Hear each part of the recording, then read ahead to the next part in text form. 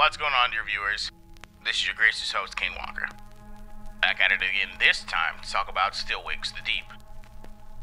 I've been treading the dark waters of this horror adventure for quite some time, and now I'm here to give you my thoughts on it from both a gameplay and writing perspective, and wrapping it all up with a final score. So let's head into the depths for another one of Kaine Walker's Dread Quests in review.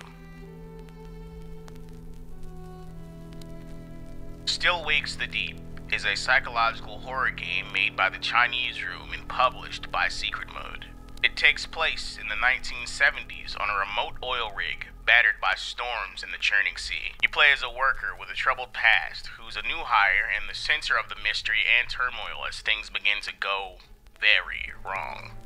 This is a horror game that leans into atmosphere and storytelling. Instead of facing off against hordes of enemies, the player faces tension, suspense, and the feeling of being truly alone in a hostile environment, with each creak and groan adding to the creeping chaos.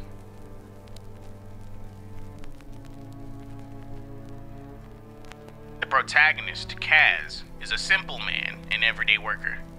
Without any special background in combat or monster hunting, it makes every encounter feel more suspenseful, and the use of the skills he does have presents him as very resourceful. The game avoids heavy exposition, letting you learn about Kaz's life through subtle environmental storytelling and limited dialogue with crew members. For writers, Still Wakes the Deep serves as a reminder that sometimes simplicity, rather than grand backstory, can make a protagonist feel more grounded and authentic, pulling players in through relatability instead.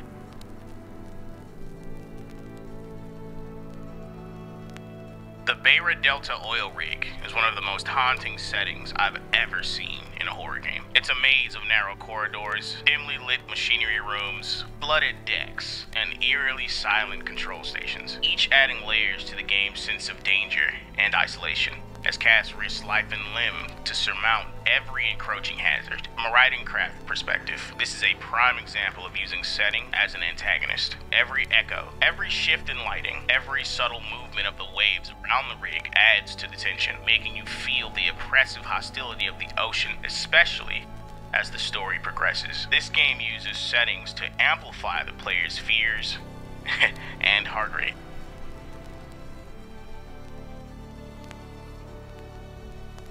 Isolation, the indifference of nature, and humanity's hubris all play into the game's themes. This story pits you against a relentless, unknown force that cares nothing for human life. It's steeped in almost Lovecraftian flavor, where the unknown is as haunting as it is awe-inspiring.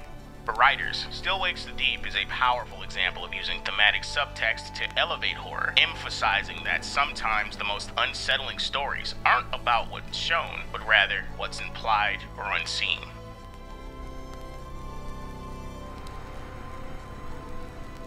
Dialogue is sparse in Still Wakes the Deep, but every line serves a purpose. The interactions between Kaz and the crew reflect a natural, sometimes tense camaraderie that fits the secluded setting. The dialogue shows restraint, choosing words that convey character relationships and heighten the tone of the world. This game is an excellent case study for the show don't tell approach, showing that dialogue doesn't need to be heavy-handed to reveal character depth and tension.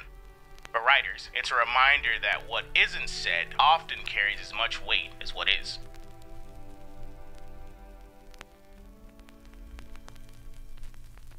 And now, on to the flaws.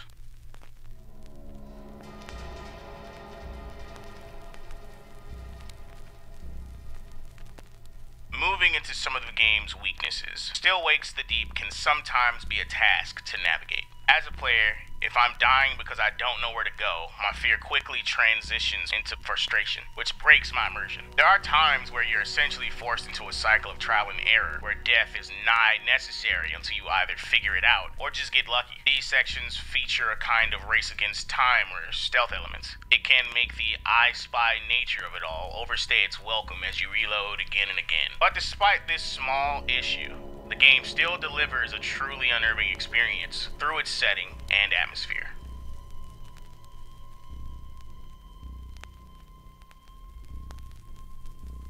Still Wakes the Deep is a haunting, immersive horror experience that leverages atmosphere and setting as its primary tools of terror. It uses isolation and vulnerability to create a memorable horror story, grounding its narrative in the hauntingly indifferent world of the North Sea. Although a couple sections can be frustrating and feel like a scavenger hunt, it still shines as a prime example of horror storytelling. For writers, it's packed with lessons on creating tension, atmosphere, character bond, and closure.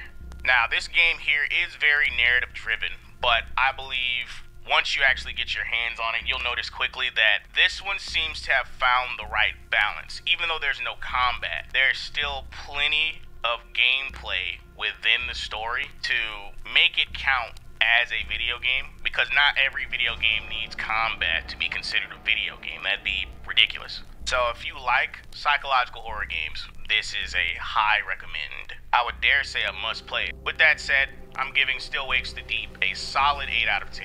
If there are any games in particular you guys want to experience, feel free to leave a comment down below, but I've gone on long enough. Don't forget to like, share, comment, subscribe, all the YouTube things, and click the links in the description to keep your fingers on the pulse of Cosmogoth. This is your gracious host, Kaine Walker, signing off, and I will see you all again next time. Peace.